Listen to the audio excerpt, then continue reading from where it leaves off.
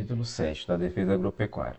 São objetivos da defesa agropecuária assegurar a sanidade da população dos vegetais, a saúde dos rebanhos animais, a idoneidade dos insumos e dos serviços utilizados na agropecuária, a identidade da segurança higiênico, sanitária e tecnológica dos produtos agropecuários finais destinados a consumidores.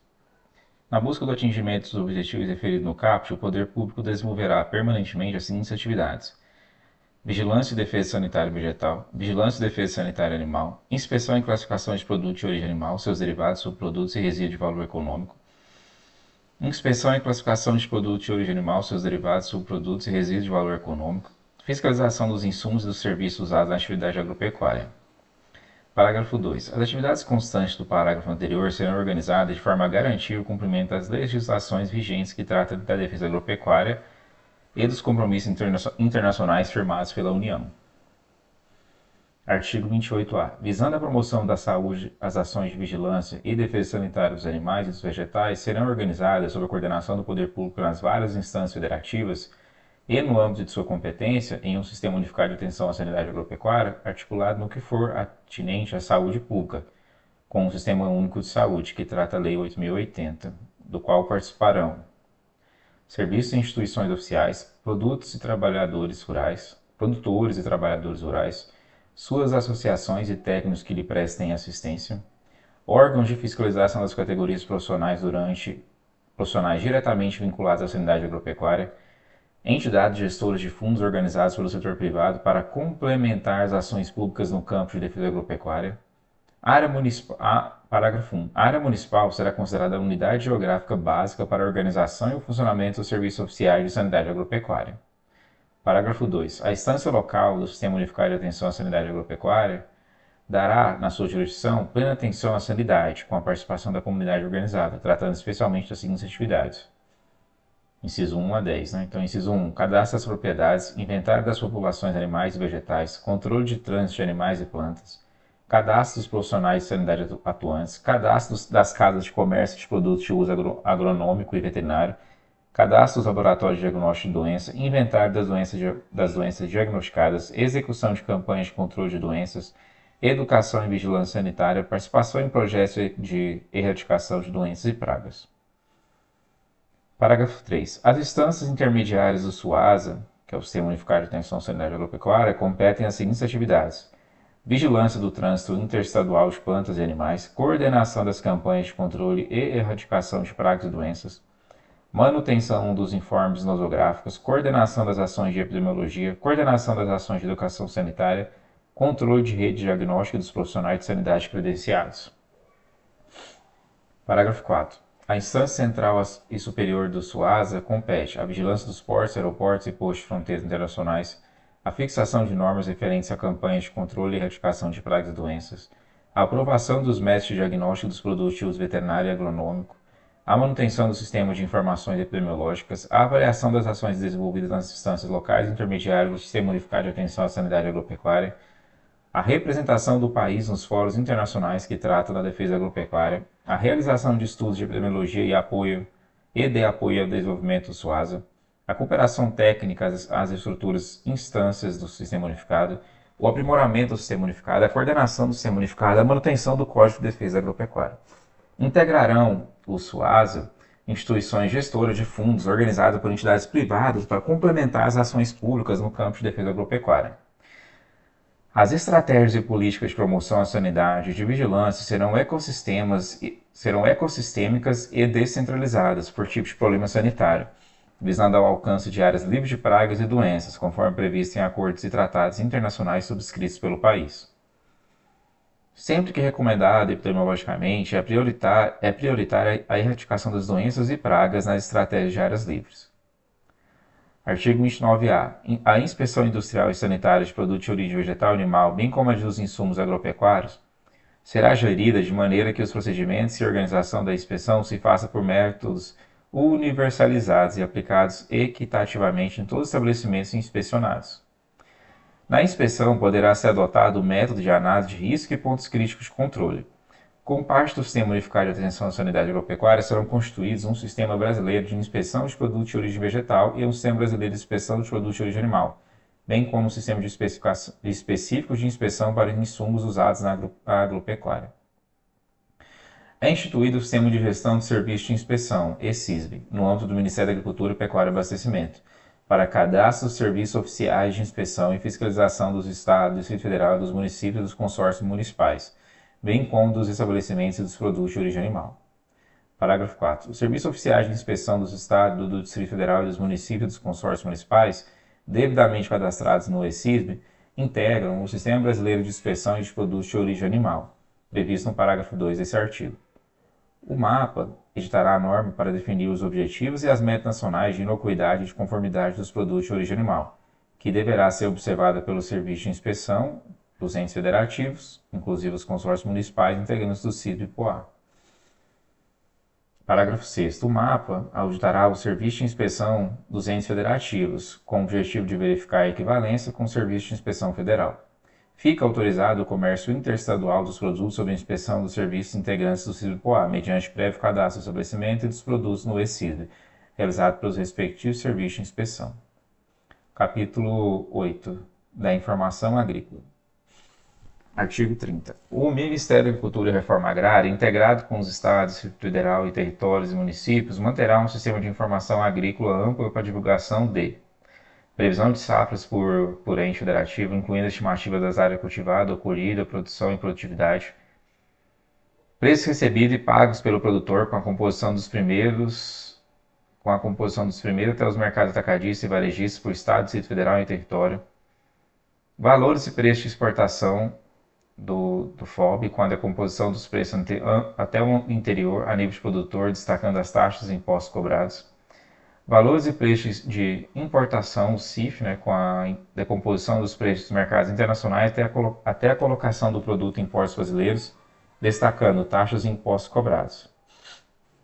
Assim como cadastro, cartografia e solo das propriedades rurais, volume dos estoques públicos e privados, reguladores e estratégicos discriminados por produtos, tipos e localização, dados de meteorologia e climatologia agrícolas, pesquisas em andamento e os resultados daquelas já concluídas, informações sobre doenças e pragas, indústria de produtos de origem vegetal e animal e de insumos, classificação de produtos agropecuários, inspeção de produtos e insumos, infratores das várias legislações relativas à agropecuária, assim como os infratores das várias legislações relativas à agropecuárias, que é a divulgação, O que o MARA manterá um sistema de informação agrícola ampla para a divulgação disso que foi acabado de falar.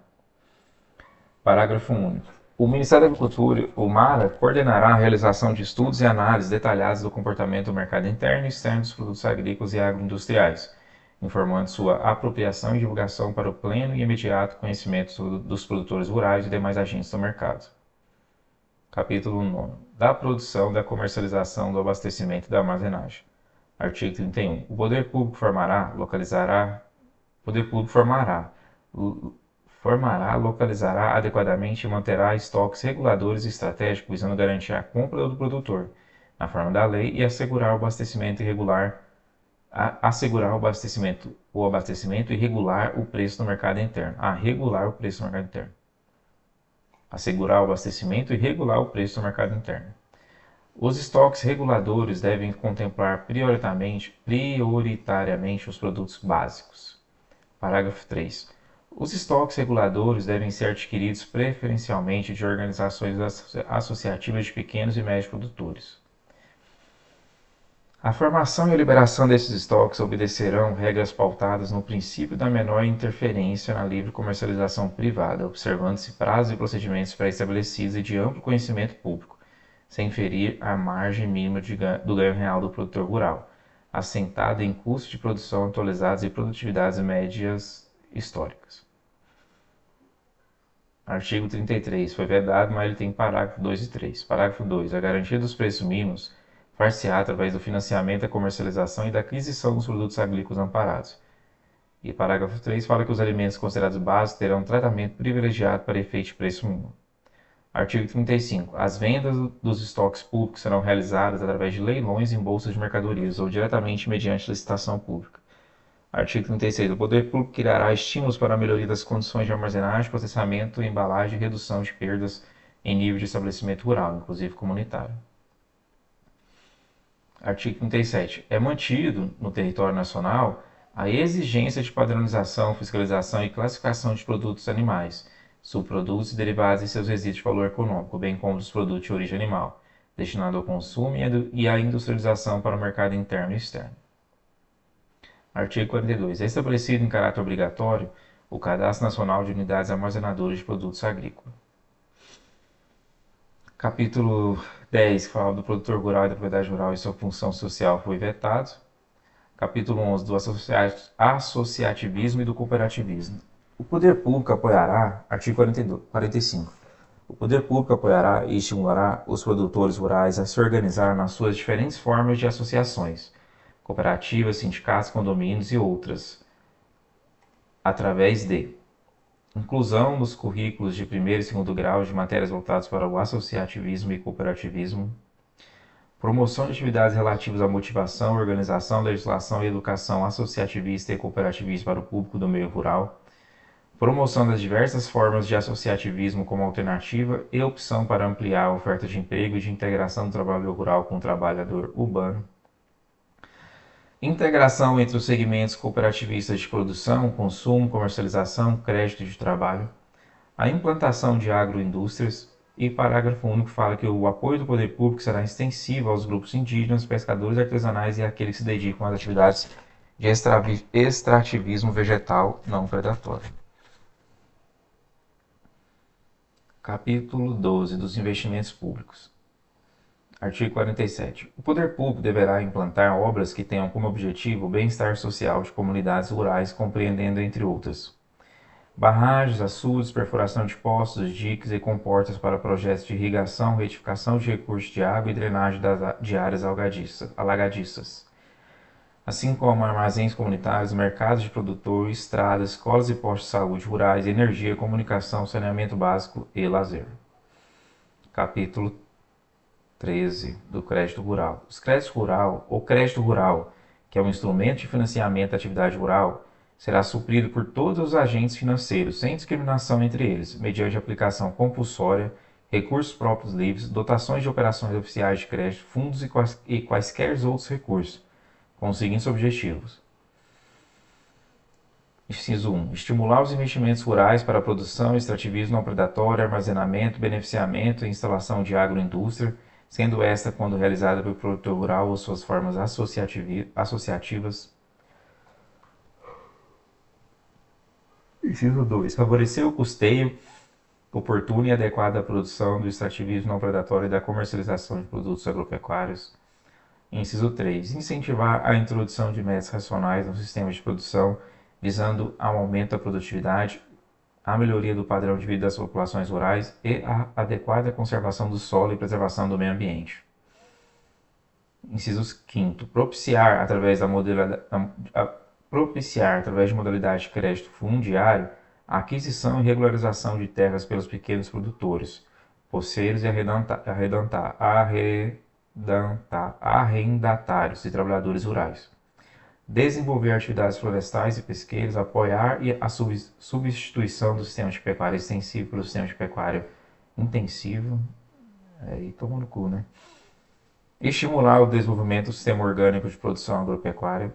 E o parágrafo 1 fala, quando destinado a agricultor familiar ou empreendedor familiar, nos termos do artigo 3 da Lei 11.326, de 2006, o crédito rural terá por objetivo estimular a geração de renda e o melhor uso da mão de obra familiar, por meio do financiamento de atividades e serviços rurais agropecuários, e não agropecuários, desde que desenvolvido em estabelecimento rural ou áreas comunitárias próximas, inclusive o turismo rural, a produção de artesanato e assemelhados. Parágrafo 2. Quando destinada a agricultor familiar ou empreendedor familiar rural, nos termos da mesma lei, né, 11.326, o crédito rural poderá ser destinado à construção ou reforma de moradias no imóvel rural e em pequenas comunidades rurais. Artigo 49. O crédito rural terá como beneficiários produtores rurais extrativistas, não predatórios, e indígenas, assistido por instituições competentes, pessoas físicas ou jurídicas que, embora não conceituadas como produtores rurais, se dediquem às seguintes atividades vinculadas ao setor: produção de mudas ou sementes básicas fiscalizadas ou certificadas, produção de sêmen para inseminação artificial e embriões, atividades de pesca artesanal e aquicultura para fins comerciais, atividades florestais e pesqueiras. Parágrafo 1. Podem ser beneficiários do crédito rural de comercialização, quando necessário ao escoamento da produção agropecuária, beneficiadores e agroindustriais que beneficiam e industrializem o produto, desde que comprovada a aquisição de matéria-prima de diretamente produtores ou suas cooperativas por preço não inferior ao mínimo fixado, ou ao adotado como base de cálculo do financiamento e mediante deliberação e disciplinamento do Conselho Monetário Nacional. Parágrafo 2. Para efeito do disposto no parágrafo 1 deste artigo, enquadram-se como beneficiadores os cerealistas que exerçam cumulativamente as atividades de limpeza, padronização, armazenamento e comercialização de produtos agrícolas. Artigo 50. A concessão de crédito rural observará os seguintes preceitos básicos: idoneidade do tomador, fiscalização pelo financiador, liberação do crédito diretamente aos agricultores ou por intermédio de suas associações formais ou informais ou organizações cooperativas, liberação do crédito em função do ciclo da produção e da capacidade de ampliação do financiamento, prazos e épocas de reembolso ajustados à natureza e especificidade das operações rurais, bem como a capacidade de pagamento e as épocas normais de comercialização dos bens produzidos pelas atividades financeiras. Parágrafo 2. Poderá exigir-se dos demais produtores rurais contrapartida de recursos próprios, em percentuais diferenciados, tendo em conta a natureza e o interesse da exploração agrícola. Parágrafo 3. A aprovação do crédito rural levará sempre em conta o zoneamento agroecológico. Artigo 52. O poder público assegurará crédito rural especial e diferenciado aos produtores rurais, assentados em áreas de reforma agrária. Capítulo 14 foi vetado. E o capítulo 15 trata do seguro agrícola. É instituído o seguro agrícola destinado a cobrir prejuízos decorrentes de sinistros que atinjam bens fixos, semifixos ou semoventes, cobrir prejuízos decorrentes de fenômenos naturais, pragas, doenças e outros que atinjam plantações. Parágrafo único. As atividades florestais e pesqueiras serão amparadas pelo seguro agrícola previsto nessa lei. Artigo 58. A apólice de seguro agrícola poderá constituir garantia nas operações de crédito rural.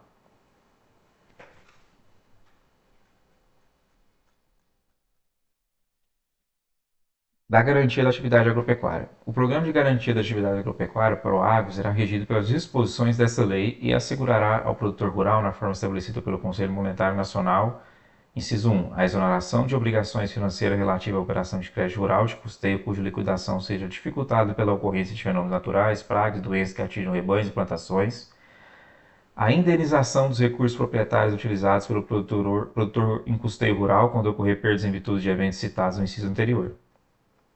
Artigo 60. O Programa de Garantia da Atividade Agropecuária, PROAGro, será custeado por recursos provenientes da participação dos produtores rurais, por recursos de orçamento da União e outros recursos que vierem a ser alocados ao programa. Inciso 2, 3, pelas receitas auferidas de aplicação dos recursos dos incisos anteriores. Artigo 65. O Programa de Garantia da Atividade Agropecuária cobrirá integral ou parcialmente os financiamentos de custeio rural, os recursos próprios aplicados pelo produtor em custeio rural vinculados ou não a financiamentos rurais. Parágrafo único. Serão cobertas as perdas relativas à exploração rural conduzidas sem a observância das legislações e das normas do PROAGro. Artigo 65-A. Será operado no âmbito do PROAGro o Programa de Garantia da Atividade Agropecuária da Agricultura Familiar, PROAGro, mas que assegurará ao agricultor familiar, na forma estabelecida pelo Conselho Monetário Nacional, o seguinte: inciso 1. A exoneração de obrigações financeiras relativas à operação de crédito rural de custeio ou de parcelas de investimento, cuja liquidação seja dificultada pela ocorrência de fenômenos naturais, pragas e doenças que atinjam rebanhos e plantações. Está semelhante, né?